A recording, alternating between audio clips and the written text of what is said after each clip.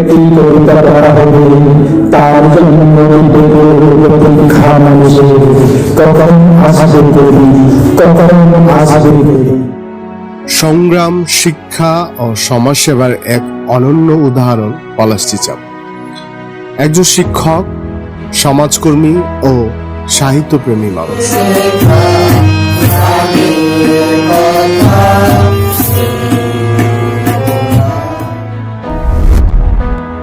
9 December 1978 সালে ময়মনসিংহ জেলার হালুগাদ উপজেলার ঘোষবেড় গ্রামে জন্মগ্রহণ করেন। পিতা রিপন মানখিন এবং মাতা ক্রিস্টিনা চিচাম।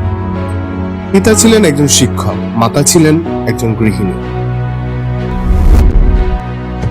ঘোষবেড় গ্রামেই পিতার কাছে তার শিক্ষা জীবনের হাতেখড়ি। পরে তিনি সেন্ট মেরিস নিম্ন মাধ্যমিক বিদ্যালয়ে 5ম শ্রেণী পর্যন্ত পড়াশোনা করেন। এরপর সেন্ট অ্যান্ড্রুস মিশন উচ্চ বিদ্যালয় থেকে 1994 সালে এসএসসি পাশ করেন। তিনি ঢাকার নটরডেম কলেজে ভর্তি হন এবং 1996 সালে মানবিক বিভাগ থেকে কৃতিত্বের সাথে এইচএসসি পাশ করেন। পরবর্তীতে 1999 সালে নাসিরাবাদ কলেজ ময়মনসিংহ থেকে বিএসএস ডিগ্রি অর্জন করেন। 2018 সালে নর্থ ইস্ট বাংলাদেশ বিশ্ববিদ্যালয় থেকে এমপিএইচ ডিগ্রি অর্জন করেন। 2004 সাল থেকে হাওর বেষ্টিত সুনামগঞ্জ জেলার একটি বেসরকারি প্রতিষ্ঠানে স্বাস্থ্য, শিক্ষা, জীবিকায়ন ও জেন্ডার বিষয়ে কাজের মাধ্যমে তার কর্মজীবন শুরু। দীর্ঘদিন সমাজের উন্নয়নমূলক কাজে যুক্ত থেকে তিনি মানুষের ভালোবাসা অর্জন করেন। বর্তমানে তিনি একটি বেসরকারি কমিউনিটি প্যারামেডিক ইনস্টিটিউটের অধ্যক্ষ হিসেবে কর্মরত আছেন।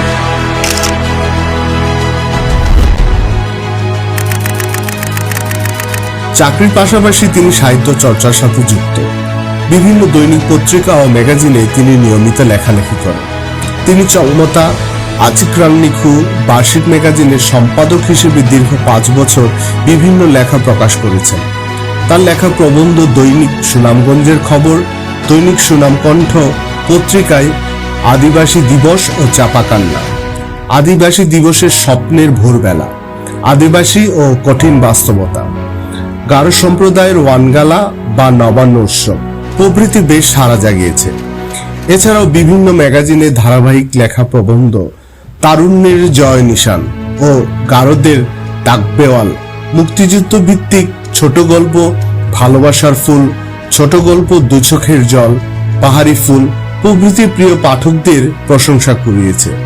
তিনি অপুতুই ফিরে আয় ও গারো ভাষার লেখা চাষং গিদ্দালচি রিনা নামে 2টি সামাজিক নাটক লিখেছেন, যা এলাকায় মঞ্চস্থ হয়ে সকলের দৃষ্টি কেড়েছে।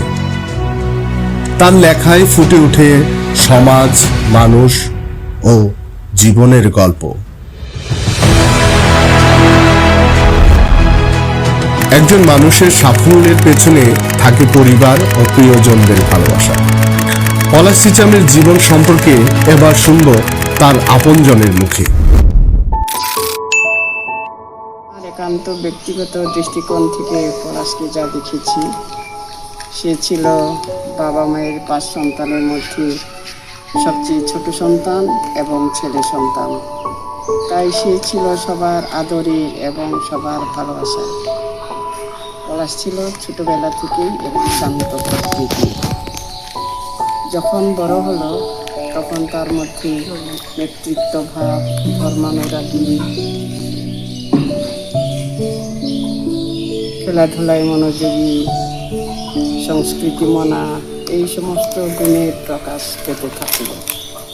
আর যখন লেখাপড়া শেষে চাকরি জীবনে ঢুকল, তখন তার মধ্যে এই গুণগুলো আবার বেশি করে ফুটে উঠল, যার বহিঃপ্রকাশ তার এই বই প্রকাশনী।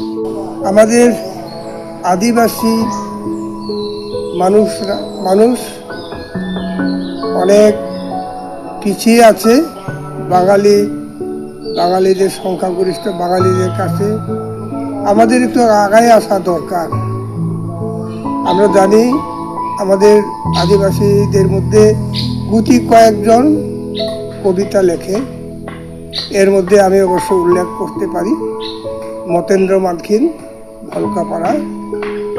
সে সুন্দর সুন্দর কবিতা বই লিখেছে এবং পলাশের এই বই লেখার যে উদ্যোক্তা, তার প্রয়াসটা আমি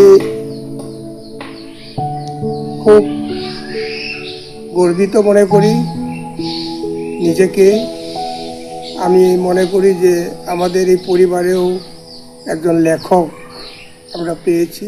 আমি আমার এই ছোট ভাইয়ের এই বই প্রকাশিত হয়েছে তার জন্য আমি খুবই খুশি, এবং আমি আমার তরফ থেকে আমার ছোট ভাইকে অনেক ধন্যবাদ, এবং তাকে আমার অন্তরের ভালোবাসা তাকে আমি জানাই। আমি আশা করি তার লেখনী সত্যি আরও যেন জোরদার হয়, ভবিষ্যতে উন্নতি লাভ করুক। যেমন নজরুল, রবীন্দ্র, জসিমউদ্দিন, শেক্সপিয়ার, তাদের লেখনী শক্তি ছিল, তার লেখনীও সেভাবেই শক্তিশালী হোক। পলাশ একটি ফুলের নাম, পলাশ ফুটেছে, পলাশের গন্ধ সুরভি যেন সারা বাংলার মানুষকে, সারা পৃথিবীকে তার লেখনের মাধ্যমে সুরভিত করে তোলে। ছোট ভাই পলাশকে বলতে চাই, সত্যি তোমাকে আমাদের মাঝে পেয়ে আমরা অত্যন্ত আনন্দিত ও গর্বিত। তোমার সাহস এবং চ্যালেঞ্জ নিয়ে কবিতা বই ভালোবাসার বাহারি রং প্রকাশনার জন্য অভিনন্দন, ও ভবিষ্যতে আরও নতুন বই, গল্প, প্রবন্ধ যেন প্রকাশিত হয় এই প্রত্যাশা রাখি, এবং অনেক অনেক আশীর্বাদ ও শুভ কামনা করছি। বাহারি রং বইটাতে আমার খুব প্রিয় একটি কবিতা রয়েছে। আমি কোনো খ্যাতনামা কবি নই, কবির নাম দেখি দৃষ্টি কাড়বে সবার, কিংবা নতুন কবিতা লেখা শুনে ছুটে আসবে সব প্রকাশক।